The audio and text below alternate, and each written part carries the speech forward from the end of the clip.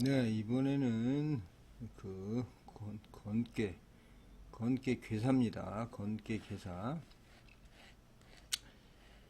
건원형 이정이다. 이 원형 이정.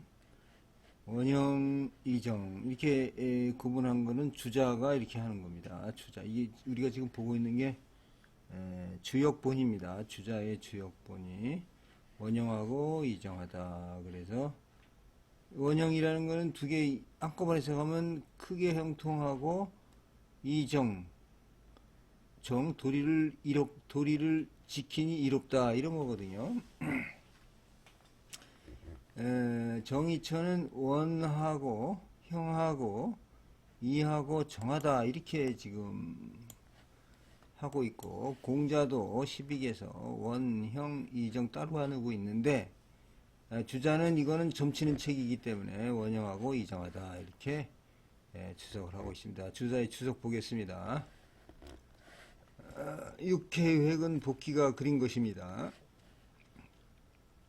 긴 거는 홀수이고 양해수입니다. 건이라는 것은 건실하다는 의미이니 양의 성질을 표현한 것입니다. 건이라는 것은 세계, 삼액의 개 이름입니다. 아래라는 것은 밑에 개, 즉, 네 개를 말하고, 위에 거는 몇 개를 말합니다. 이제 밑에가 있는 이 세 개가 이렇게 있고, 이 세 개가 이렇게 경계되어, 이 밑에 거는, 네 개, 위에 거는 몇 개, 이런 얘기죠.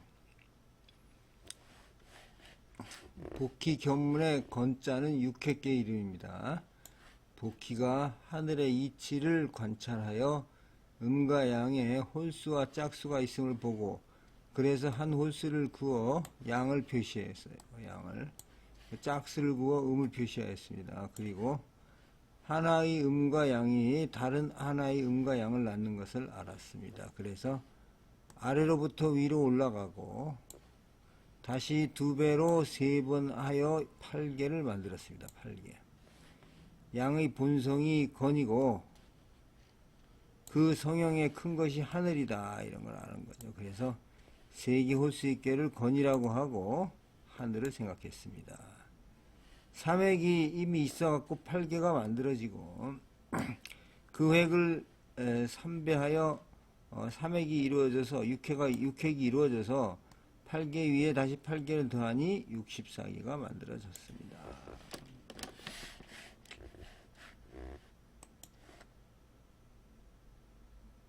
자, 건은 개 육획이 모두 홀수이고 위아래가 괴가 모두 건이니까 양은 순수하고 강건함이 극에 달하게 된 것입니다. 그래서 건의 이름과 하늘의 상이 모두 바뀌지 않게 됩니다. 자, 볼까요? 주자의 해석입니다. 원형이정은 문항이 붙인 괴사입니다. 이는 앙괴의 기륭을 의미합니다. 기륭. 이를 결단하는 단사라고 합니다. 원이란 큼이고, 형은 형통하다는 거, 이는 이로움이고, 정은 바르고 고듬입니다. 문항은 건해도가 크게 형통해서 고든도리를 지키니 지극히 이롭다라고 생각했습니다. 그래서 점을 쳐서 이깨를 얻고 육해의 효가 모두 안 바뀌면 이 점괘는 마땅히 크게 형통함을 얻고 고든도리를 지켜서 아름답다 이렇게 하였습니다. 이렇게 한 뒤에 그 마지막을 보존할 수가 있는 겁니다. 그럼 볼까요? 이 건깨를 얻었는데 6개의 효가 모두 안 바뀐다. 이 건깨를 얻었는데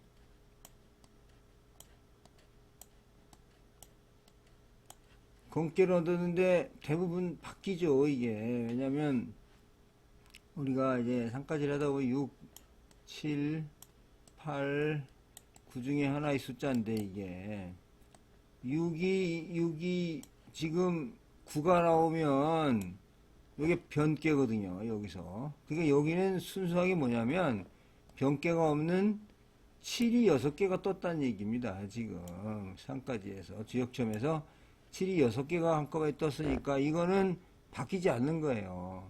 만약에 구가 6개가 떴으면은 이거는 다 곤으로 바뀌는 거죠. 그래서 상구가 적용된다. 용구라고 있지, 용구. 별도 효사. 곤깨가 된다는 거죠, 곤깨가. 그래서, 여기 그, 육계효가 안 바뀐다는 얘기는, 여기 있는 이 6개가 7이다, 이거 7. 전부 7이다. 9가 하나도 없다는 얘기입니다. 7777 하는 얘기, 결국은 7이 6개가 한꺼번에 나와야지 건깨가 되는 거니까 이게 건깨가 쉬운 게 아닙니다. 엄청 힘든 자리예요. 딱 하는데 건깨가 좋잖아요. 원형이죠. 근데 딱 점을 쳤는데 건깨가 나온다? 아, 이거 대단한 거예요. 우리 저기 그 무슨 카지노 같은데 그런데 영화 같은데 보면 7777 이거 4개만 맞아도 뭐 대단한 건데 이 6개를 맞춰봐요. 이거 지금 숫자를 대단한 거죠. 자, 이렇게 한 뒤에 그 마지막을 보존할 수 있는 것이다. 이는 성인이 역을 지어 사람들에게 점서를 알려주어 만물을 열어주고 이를 이루게 하신 정미한 의무이다. 나머지에도 이어갔다 이렇게 하고 있습니다. 요 밑에 한문이고 이건 제 해석입니다. 제가 보충 설명한 겁니다. 주자는 원형의정의 해설에서 이는 문항이 붙인 개사이고 이의 해석이 원형하고 이정하다라고 하고 있습니다. 즉 주자는 이 말이 기륭을 말하는 점괘라고 하고 있습니다. 이 점괘를 얻으면 크게 형통하고 이롭다라는 의미라고 문항이 표시했다라는 말입니다. 즉 주자의 해석은 문항의 원형 이정에 공자가 말한 사덕을 설명할 필요가 없다는 뜻입니다. 이는 공자가 단전이나 상전에서 설명할 때 의리를 그냥 설명하면 되지 여기에서 문항의 뜻을 수백 년 이후에 태어난 공자의 해석으로 해석하면 안 된다는 것입니다. 이게 주역의 본뜻이라는 거죠. 자, 건깨는 양이 6개가 겹쳐진 꾀죠. 그리고 하나의 홀수, 즉, 그 양을 하나하나 이름 붙일 때는 교라고 합니다. 걔는 밑에서부터 설명하기 때문에 맨 밑에 양은 초구라고 하고 두 번째는 구이, 세 번째는 구삼, 네 번째는 구사, 다섯 번째는 구오, 그 마지막에 제일 위에 있는 효를 상구라고 합니다. 건깨 초구라고 하면 건깨의 맨 밑에 있는 효를 의미합니다. 주역에서는 양효, 즉 홀수는 9라고 부르고 음효, 짝수는 6이라고 합니다. 그래서 양효를 9로 음효를 6으로 하니 그 이름만 보아도 음효인지 양효인지 알 수가 있습니다. 밑에 초육 그러면 이거죠. 6이 그러면 6이 두 번째, 93 그러면 여기 3이죠. 95 그러면 여기죠. 95. 64 그러면 여기겠죠. 이렇게 이게 전부 그냥 자기가 한 거면 이게 그 이름에 따라서 그냥 바로 이게 어느 건지 알 수가 있다 이런 뜻입니다. 자, 제가 그 말씀드린 대로 건깨 개상인 원형이정을 얻기 위해서는 점을 쳐서 변깨가 나오지 않아야 됩니다. 변깨라는 것은 양의 개가 음의 개로 변하지 않는 개를 얻어야 된다는 것이죠. 주역이 점칠 때는 소양, 노양이 나오죠. 소양, 노양. 그래서 7하고 9가 7은 소양이고 9는 노양입니다. 그래서 9는 변깨가 되는 거죠. 근데 여기서 소양은 변하지 않지만 노양은 음으로 변하기 때문에 소양의 효사 6개를 그러니까 77777을 다 얻어야 된다는 얘기예요. 여기서 건깨를 얻으려면. 굉장히 힘든 그 꾀입니다, 이게. 그래서 양이 6개가 나온 게 아니고 양 중에서도 소양 이 7이 6개가 나와야 되니까 굉장히 힘들게 됩니다. 만약에 여기 한 개라도 이 9가 있으면 이거는 병깨가 돼버려 가지고 딴 깨로 설명이 넘어가게 되는 거죠. 이런데 이 주역의 매력이 있습니다. 주역은 병깨다라는 거죠. 볼까요? 자, 그래서 이 6개를 전부 소양의 효를 얻어야 바로 원형이정이다. 이렇게 하는 점괘 계사를 얻는다는 얘기입니다. 하나만 노양 혹은 태양이 있어도 그 계사는 다른 효사로 넘어가게 됩니다. 예를 들어 볼까요? 6개 효 중에서 모두 양이지만 맨 밑에 효가 태양이고 나머지 소양이 되면 밑에 거 하나 바뀌어 버리는 거죠. 이렇게.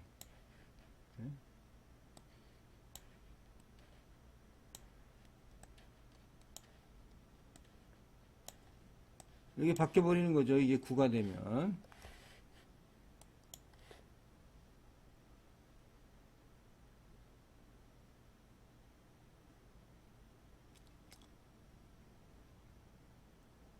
이것은 계사인 원형이정으로 해석하지 않고 맨 밑에 효가 변하는 변효이므로 이를 기준으로 해석합니다. 그래서 이게 정계인 효사는 원형이정은 되지 않고 건계 초효사인 잠룡무령이 되는 것입니다. 자, 초구 보겠습니다. 초구. 잠룡무령입니다. 잠룡무령. 잠겨있는 용인지 쓰지 말라 하는 얘기죠. 자, 초구라는 것은 괴의 맨 아래에 있는 효의 이름입니다. 이 괴를 그리는 것은 아래에서 위로 올라가므로 맨 아래에서 처음 그어지기 때문에 그 효를 초효라고 합니다. 초효.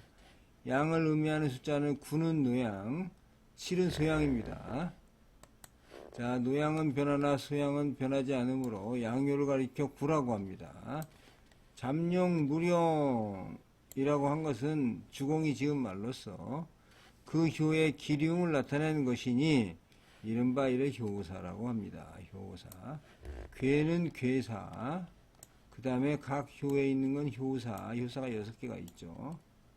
그래가지고 전부 합치면 괴사, 효사 전부 합치면 450개입니다. 문장 450문장입니다. 450개를 알고 있어야지 주역의 괴사를 알고 있다. 이렇게 말씀드릴 수가 있습니다. 자, 잠은 감춤이고 잠용, 용은 양입니다. 그래서 양이 아랫께에 있어서 아직 사용할 수가 없다는 뜻이죠. 그래서 그 모양이 잠겨있는 용이 되고 이에 대한 설명, 즉 점괘는 아직 쓰지 말아야 한다는 것입니다. 이걸에서 건께에서도 바로 이 효를 만나는 자는 의당 이상, 즉 그림을 보고 그 점괘를 음미해야 됩니다 하는 게 주자의 해석입니다. 자, 이번에 보겠습니다. 그러면 자, 주역점은 시초점이라고 합니다. 시초 50개를 가지고 주역점을 치는데 결과에 따라서 소음, 소양, 노음, 노양 제가 6, 7, 8, 9가 나오는 거죠. 6, 7, 8, 9 6하고 8은 이거는 6은 노양, 소양, 노음, 소음, 노양, 소양, 노양. 이거부터 헷갈리죠. 말이. 자, 양은 노양과 소양과 노양으로, 음은 소음과 노음으로 두 가지 결과가 되는데, 그래서 양은 노양을 대표하는 수인 구의 수로 생각해서 구 한자로 구라고 씁니다. 음은 소음과 노음으로 나누는데 노음을 대표하는 수를 생각해서 6이라고 씁니다. 그래서 초구라는 것은 맨 밑에 양이죠. 9니까 양이죠. 당연히. 9가 양이니까 처음이고 양. 초육이라고 하면 처음이 음이었다는 얘기죠. 자, 잠룡무령이라는 말은 용이 아직 연못에서 나오지 않은 상태를 의미하는데 이 점괘를 얻은 경우에는 여러 가지 해석이 가능합니다. 주자는 보통 사람의 경우에 이 효를 얻은 경우에는 마땅히 나서지 말아야 한다. 이렇게 하고 있으며 군주가 얻었다면 마땅히 물러서야 할 것이다. 라고 하고 있습니다. 이 기회가 나오면은 아직 쓰지 말아야 된다. 잠룡무령. 그거죠, 아직. 사용하면 안 된다. 뭐, 이게 어려운 건 없죠. 그 다음에, 구입니다, 구이. 구이교사. 두 번째죠, 구이. 현령 제전. 이거는 나타나다. 용을 본다는 게 아니고, 용이 이제, 나타나가지고 이제 밭에 있다는 거죠. 그래서 현령제전이니 이견대인이라. 그래서 대인을 보는 것이 이롭다 이렇게 됩니다. 현령제전 이견대인이다. 자, 주자 혼이 해설입니다. 이 구이효라는 것은 밑에서부터 두 번째 효를 의미합니다. 나중에도 마찬가지죠. 두 번째 효죠. 그래서 두 번째입니다. 두 번째. 구이는 강건하고 중정하여 숨어있는 곳에서 나와. 이게 잠룡물룡이라고 해서 밑에 숨어 있었잖아요. 그래서 숨어있는 곳에 나와서 은둔해 있는 곳을 떠나서 사물에 그 이로움이 미치니 사물에 있어서 만나봄이 대인을 만나보면 이롭다 그런 얘기야. 그래서 그 상이 나타난 용이 밭에 있다는 겁니다. 그 점은 대인을 만남이 이롭다니까. 이 점괘가 나오면 어때요? 대인을 만나러 가야죠. 누군가. 대인이 지금 누군지 모르겠는데 자기가 아는 아주 뭐 스승이라든가 높은 사람이라든가 덕인이라든가 도를 닦은 사람이라든가 이런 사람만 찾아가면 이롭다는 거죠.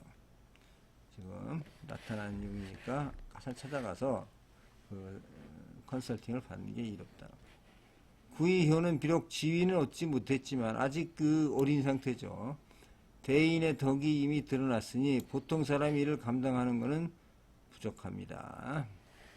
그래서 이 효의 변효를 얻은 자는 이러한 대인을 만나보는 것이 이로운 것이니 또한 밑에 있는 대인을 이릅니다. 이는 효와 점치는 자를 서로 같이 손님으로 삼은 것이니 한 예가 된다. 만약 나타난 용의 덕이 있다면 즉 위에 있는 대인인 구호를 만나는 것이 이로울 것이다. 있다면 이게 구호가 이제 대인이 될 수가 있는데 아직 모르죠. 구호가 뭐가 있는지.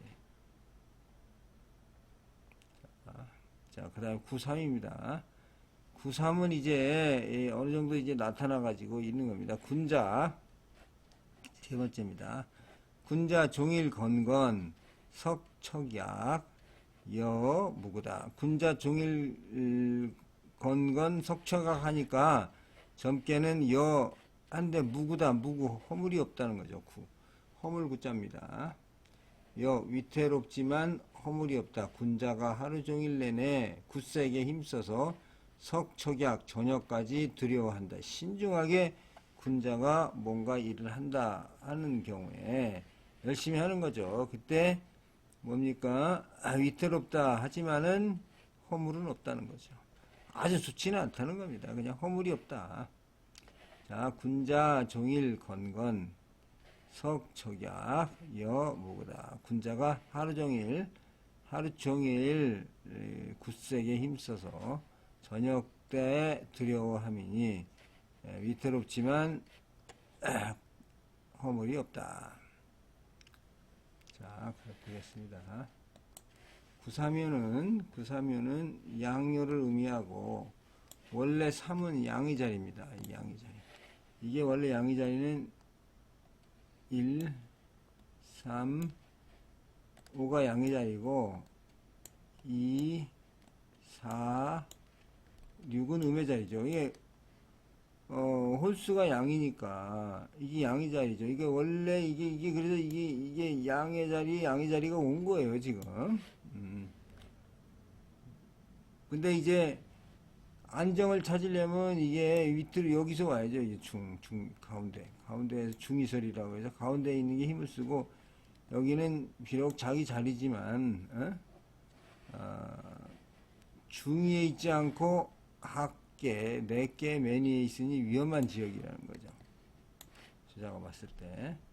그러나 그 본성과 체가 강건하니 굳게 힘써서 두려워하고 위태롭게 여기는 상이다. 그래서 그 점이 이어갔습니다. 자, 군자는 점치는 자를 말한다는 거죠.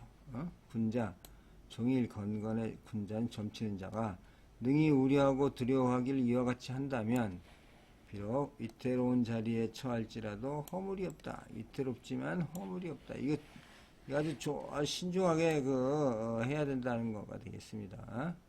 자, 여기서 양이라는 말을 주자가 하고 있습니다. 주자가 말하는 양이는 6개 기호가 순서적으로 양음으로 진행된다고 모아서 135 효의를 양이, 135를 양이라고 하고 246을 음이라고 합니다. 그래서 여기 93의 경우는 양에 있다. 양이 있죠. 주자는 양의 성질은 강이고 음의 성질은 유라고 하여 양은 대개 강이라고 부르면서 음은 대개 유라고 부르고 있습니다. 여기에 양강이라고 하면 양이면서 강이다 하는 것이 그런 의미가 되겠습니다. 자, 육효 해석에 있어서 중이란 표현은 가운데 자리입니다. 즉, 육효 보면 밑에 예를 들어서 이 세 개가 있으면 이게 가운데 여기가 중이죠, 중. 여기가 중. 그 다음 위에서도 이거 4개, 외개도 이 가운데가 중이니까 구이하고 구호가 중의 자리에 차지하는 겁니다. 중에 있다는 표현이죠. 중의는 매우 중요한 겁니다. 왜냐하면 주로 길하다는 공식이 중에 있으면 길하다는 공식이 주로 성립이 되기 때문에 이걸 중의설이라고 하죠. 자, 이 주자 표현에서 보면 중강부중이라는 표현이 있는데 이는 비록 강이지만 중이 아니므로 조심해야 한다는 겁니다. 그래서 군자, 종일, 건건, 석척약 이라는 거죠. 강이지만 중의 위치가 아니므로 항상 조심해야 한다는 중의설의 또 다른 표현입니다. 주자의 이러한 중의설은 후 효사를 해석함에 있어서 계속 적용됩니다. 더 나아가서 대개 윗개인 외개의 중의 5효는 군자나 대인을 가리키고 아랫개 4개의 중에 있는 2효는 대인을 가리킵니다. 그래서 양강 중정 하면 양이 강하고 중정 정의에 있으니 당연히 길한 것이다. 양강 중정 굉장히 길하다 그런 뜻이 되겠습니다. 자, 정이냐 부정이자라는 의미도 점괘 해석에서 중요한 역할을 합니다. 정이란 바로 위에서 설명했듯이 양이 자리인 135의 자리에 있는 게 정이죠. 135의 자리에 있는 게 정이고 반대로 음의 제자리효인 246호입니다. 부정이면 중도 아니고 정이치도 아니라는 뜻이니 당연히 길하지 않은 것이라는 설명입니다. 이에 나아가서 정의설, 중의설에서 왕필은 초효와 상효는 제 위치가 아니다는 설, 즉 초상무의설을 주장합니다.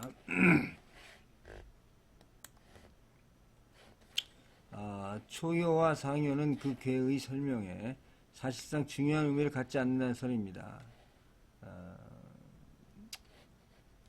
이는 주자는 이런 거를 보면서 미상이라고 하는데 모르겠다 이런 뜻입니다. 주자는 모르는 건 모른다고 얘기하는 것이죠. 이게 주자가 나이가 60이 넘어서 지금 이 주역본이 완성하면서도 모르겠다라고 하면 모르는 겁니다. 이거는 왜냐하면 그러면 그 이후에 나오는 학자들이나 그 사람들이 이걸 갖다가 해설을 해줘야죠. 자, 건께에 대해서 너무 길기 때문에 여기서 끊고 다음 시간에 계속하도록 하겠습니다. 감사합니다.